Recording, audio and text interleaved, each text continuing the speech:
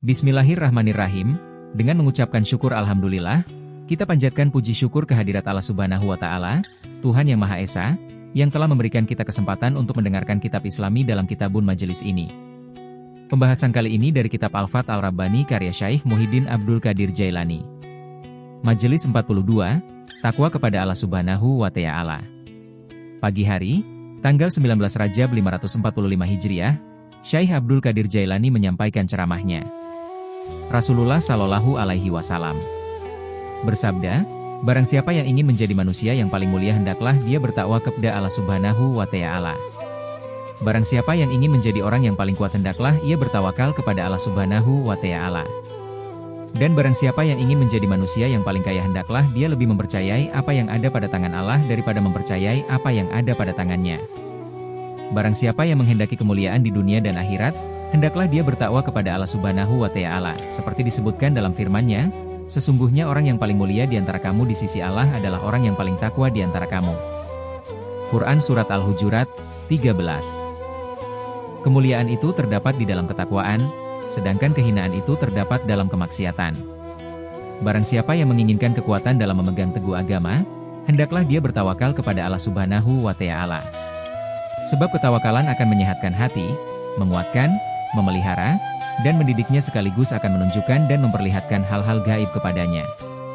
Jangan bergantung kepada uang dan sebab akibat, karena hal itu akan melemahkanmu, sedangkan tawakal kepada Allah Subhanahu wa Ta'ala akan menguatkanmu, menolongmu, dan melembutkan dirimu. Ketawakalan akan membukakan pintu jalan yang tidak disangka-sangka. Ia akan menguatkan hatimu sehingga tidak akan peduli lagi terhadap datangnya dunia serta gemerlapnya. Dia tidak peduli lagi apakah manusia menerima atau melarikan diri darinya. Saat itulah dia menjadi manusia yang paling kuat. Apabila engkau bergantung kepada hartamu, keluargamu, dan sebab akibat maka engkau telah memancing kemurkaan Allah Subhanahu wa Ta'ala. Sesungguhnya dia sangat pencemburu. Dia tidak akan suka apabila masih ada sesuatu selain dia di dalam hatimu. Barang siapa yang ingin memperoleh kekayaan di dunia dan akhirat, hendaklah dia bertakwa kepada Allah Subhanahu wa Ta'ala. Dengan melepaskan segala sesuatu selain dia, dan hendaklah dia berdiri di hadapan pintunya dan merasa malu ketika harus berpaling menuju pintu yang lain. Hendaklah dia memejamkan mata, yakni tidak melihat kepada segala sesuatu selain dia, yaitu memejamkan mata hatinya bukan hanya mata lahiriah saja. Bagaimana engkau akan mempercayai apa yang ada pada tanganmu, sedangkan dia akan sirna dan meninggalkanmu? Percayalah kepada apa yang ada pada Allah karena dia tidak akan pernah hilang selamanya. Kebodohanmu yang menggiring dirimu untuk mempercayai sesuatu selain dia. Percaya kepadanya adalah puncak kekayaan, sedangkan percaya kepada sesuatu selain dia adalah titik terendah dari kefakiran. Wahai orang yang tidak mau bertakwa, engkau terlarang mendapatkan kemuliaan baik di dunia maupun di akhirat. Wahai orang yang bergantung kepada sesama makhluk dan sebab akibat, engkau tidak diperkenankan memperoleh kekuatan dan kemuliaan dari Allah Subhanahu wa Ta'ala. Baik di dunia maupun di akhirat, wahai yang mempercayai apa yang ada pada tangannya, engkau tidak akan mendapatkan kekayaan dari Allah Subhanahu wa Ta'ala. Baik di dunia maupun di akhirat.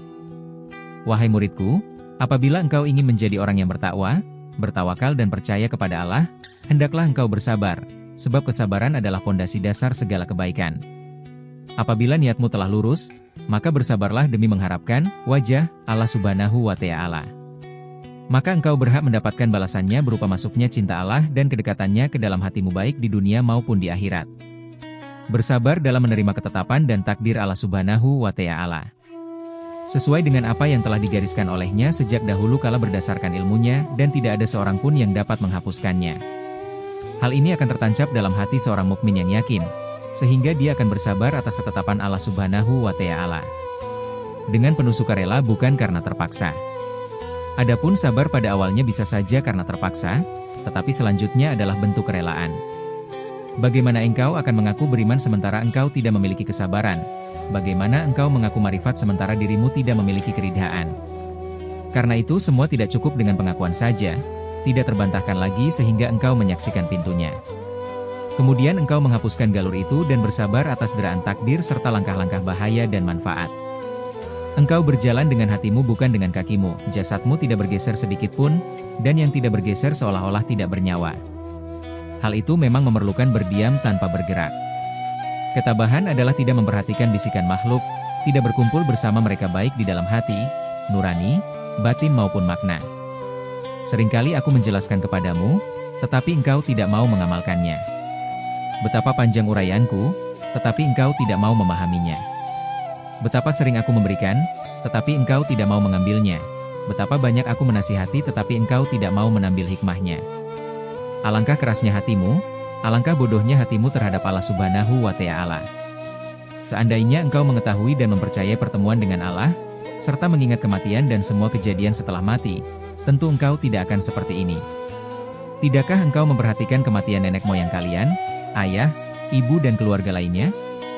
Tidakkah engkau perhatikan kematian para penguasa? Apakah engkau tidak mengambil pelajarannya? Sehingga engkau dapat mengendalikan nafsumu dari mencari dunia dan dari mencintainya. Mengapa engkau tidak mengubah hatimu dan mengeluarkan segala bentuk makhluk dari dalamnya? Allah Subhanahu wa Ta'ala berfirman, sesungguhnya Allah tidak akan mengubah keadaan suatu kaum, sehingga mereka mengubah keadaan mereka sendiri. Quran Surat Ar-Ra'd, 11. Engkau mengucapkan tetapi engkau tidak melakukannya. Betapa banyak engkau beramal tanpa diiringi dengan keikhlasan. Jadilah orang yang berakal dan janganlah beradab buruk di hadapan Allah Subhanahu wa Ta'ala. Buktikanlah, kembalilah, dan pikirkanlah. Apa yang selama ini engkau lakukan tidak bermanfaat sama sekali di akhirat kelak. Engkau kikir terhadap diri sendiri. Apabila engkau mau memuliakan dirimu tentu engkau dapat mencapai kemuliaan itu dan memperoleh sesuatu yang bermanfaat bagimu di akhirat kelak. Engkau sibuk dengan sesuatu yang akan sirna dan meninggalkan sesuatu yang sebenarnya akan kekal abadi. Jangan sibuk dengan urusan harta, istri dan anak, karena tidak akan lama engkau akan dipisahkan darinya. Jangan sibuk mengejar-ngejar dunia dan mencari kemuliaan dari makhluk, karena sesungguhnya mereka tidak akan dapat membelamu di hadapan Allah Subhanahu wa Ta'ala. Hatimu telah dinajisi noda syirik dan keraguan terhadap Allah Subhanahu wa Ta'ala. Engkau berprasangka buruk terhadap Allah Subhanahu wa Ta'ala di dalam setiap keadaanmu. Dia pasti mengetahui perbuatanmu dan dia akan memurkaimu, lalu menyisipkan murkanya itu ke dalam hati orang-orang yang syalih.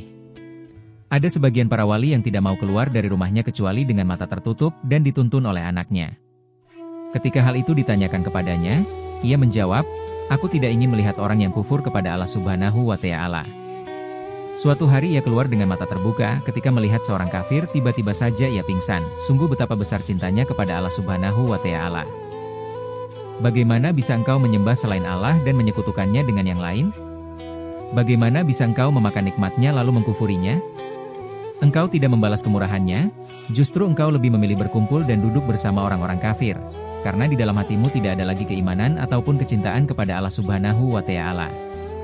Hendaklah engkau bertaubat, membaca istighfar dan malu kepadanya. Tanggalkanlah pakaian kesombonganmu di hadapan Allah Subhanahu wa Ta'ala. Jauhilah hal-hal yang haram dan syubhat, lalu jauhilah hal mubah yang disertai syahwat dan hawa nafsu. Apabila engkau berhasil menjauhi syahwat dan hawa nafsu, maka sibukkanlah dirimu dengan Allah Subhanahu wa Ta'ala. Rasulullah Shallallahu Alaihi Wasallam bersabda, dunia adalah penjara bagi orang mukmin. Bagaimana seorang yang dipenjara akan berbahagia di dalam penjaranya? Kegembiraannya hanya nampak di wajah, sedang di dalam hatinya ia bersedih. Setiap kemaksiatan telah melukai batinnya lalu ia menutupinya dengan pakaian berupa senyuman. Oleh karena itu, Tuhan membanggakannya di depan para malaikat. Disebutkan bahwa dia adalah seorang pemberani dan menegakkan agama Allah Subhanahu wa Ta'ala. Nuraninya senantiasa sabar dalam menghadapi takdir sehingga Allah Subhanahu wa Ta'ala mencintainya. Allah Subhanahu wa Ta'ala berfirman, dan Allah mencintai orang-orang yang sabar. Quran Surat Ali Imran, 146. Engkau diuji karena cintanya kepadamu. Setiap kali engkau menaati perintahnya dan menjauhi larangannya, maka kecintaannya kepada semakin bertambah. Lalu setiap kali engkau bersabar dengan ujiannya maka engkau akan semakin dekat dengannya. Sebagian ahli sufi mengatakan, Allah tidak akan menyiksa kekasihnya, dia hanya menguji dan menjadikannya bersabar. Rasulullah Shallallahu Alaihi Wasallam bersabda, seolah-olah dunia tidak ada, dan seolah-olah akhirat itu tidak hilang. Hadis riwayat Muslim. Wahai orang-orang yang mencari dunia, wahai orang-orang yang mencintai dunia, datanglah kepadaku sehingga aku dapat memberitahukan cacat celamu dan aku akan menunjukkan jalan menuju Al-Haq Azza wa Jalla. Aku akan mempertemukan engkau dengan orang-orang yang menghendaki wajahnya. Kalian berada dalam kegilaan. Dengarkanlah perkataanku dan amalkanlah, iringi amal tersebut dengan keikhlasan. Apabila kalian mengamalkan apa yang aku katakan, kemudian meninggal dunia saat melaksanakan amal tersebut, maka engkau akan diangkat ke tempat tertinggi, surga Iliain. Dari sana engkau dapat melihat kebenaran ucapanku, engkau akan memanggilku dan memberi salam kepadaku. Di sana engkau akan mendapati kebenaran yang aku isyaratkan. Wahai manusia, hilangkan prasangka burukmu kepadaku, hilangkan itu dari dalam hatimu. Aku tidak bermain-main dan tidak berniat mencari dunia. Yang aku katakan adalah kebenaran dan aku mengisyaratkan kepada kebenaran. Seumur hidupku aku selalu berbaik sangka kepada orang-orang syalih, aku pun melayani mereka. Dan itulah yang memberikan manfaat bagiku. Aku tidak mengharapkan upah dari nasihat yang aku berikan kepadamu, yang aku mau adalah engkau mengamalkannya. Itulah ucapan yang pasti manis dan ikhlas. Kemunafikan akan terputus mengikuti putusnya upaya dan sebab akibat. Ketika itu iman dan keyakinan akan terlihat oleh orang-orang mukmin bukan oleh orang-orang munafik. Wahai manusia, lepaskanlah syahwat dari diri kalian, tinggalkan angan-angan yang batil, sibukkanlah dirimu dengan zikir kepada Allah Subhanahu wa Ta'ala. Berbicaralah dengan pembicaraan yang bermanfaat, dan diamlah untuk sesuatu yang memadaratkan kalian. Apabila kalian hendak berbicara, maka berpikirlah terlebih dahulu, sematkan niat yang baik di dalamnya, barulah engkau berbicara. Sehingga ada pepatah yang menyatakan, lisan orang yang bodoh akan mengendalikan hatinya, sedangkan lisan orang yang alim akan dipimpin oleh hatinya. Peliharalah dirimu dari bahaya lisan, sesungguhnya apabila Allah Subhanahu wa Ta'ala menghendaki engkau berbicara, maka Dia akan menjadikan engkau berbicara. Tetaplah bersama Allah Subhanahu wa Ta'ala, diiringi dengan diam 1000 bahasa. Apabila telah sempurna dalam kebisuanmu, Allah akan menuntunmu untuk berbicara, atau apabila Dia menghendaki engkau akan dijadikannya menetap dalam diam hingga sampai ke akhirat. Inilah makna dari ucapan Rasulullah Sallallahu Alaihi Wasallam. Barang siapa yang mengenal Allah, maka lidahnya akan menjadi keluh. Yang dimaksud adalah baik lahir maupun batin lidahnya keluh untuk menentang Allah Subhanahu wa Ta'ala dalam segala sesuatu. Dia menjadi orang yang penuh dengan penerimaan dan tidak membangkang. Dua matanya seolah buta dari memandang sesuatu selain Dia, nuraninya tercabik, hartanya ditinggalkan, dia keluar dari wujudnya serta mengeluarkan dunia dan akhirat dari hatinya. Bahkan hilanglah nama dan bentuknya. Allah Subhanahu wa Ta'ala berfirman, kemudian apabila dikehendakinya akan dibangkitkannya. Quran Surat Abasa 23, Dia akan mewujudkannya setelah tiada, dan menjadikannya kembali menjadi makhluk lain. Dia menjadikannya fana, dengan tangan fana, lalu membangkitkannya dengan tangan kekekalan, agar dia mencari pertemuan. Kemudian Dia akan mengembalikannya agar menyeru manusia dari kefakiran menjadi kaya.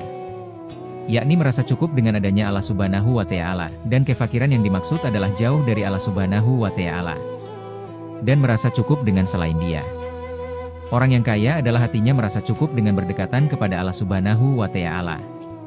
Oleh karena itu, barang siapa yang menginginkan kekayaan hendaklah dia meninggalkan dunia dan akhirat serta apa yang ada di dalamnya termasuk segala sesuatu selain Dia.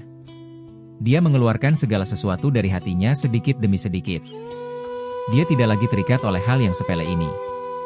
Dia menjadikan hal sepele itu hanya sebagai bekal untuk menempuh perjalanan yang panjang menuju kepadanya. Kenikmatan itu dijadikan untukmu guna sebagai bukti, dan Dia menjadikan ilmu agar engkau amalkan dan mencari petunjuk melalui cahayanya. Ya Allah, tunjukilah hati kami untuk sampai kepadamu. Ya Allah, anugerahkan kepada kami ilmu dan keikhlasan dalam mengamalkannya. Ya Allah, lunakkanlah hati kami untuk menerima keputusan dan takdir MU. Ya Allah, marifatkan kami kepada Engkau sehingga kami dapat mengenal Engkau. Ya Allah, fanakanlah kami dari segala sesuatu selain Engkau, pertemukan kami dengan Engkau. Ya Allah, berilah kami manfaat dari apa yang kami katakan, dan berilah mereka manfaat dari apa yang mereka dengar dariku. Ya Allah, anugerahkan kepada kami penerimaan atas takdir MU dalam setiap keadaan. Ya Allah, bantulah kami untuk memerangi nafsu kami. Ya Allah, tolonglah kami dengan ketaatan kami kepada MU, dan jangan hinakan kami dengan kemaksiatan yang kami lakukan. Ya Tuhan kami, berilah kami kebaikan dunia dan kebaikan akhirat, dan peliharalah kami dari siksa api neraka. Amin ya Rabbal Alamin. Berlanjut ke pembahasan selanjutnya.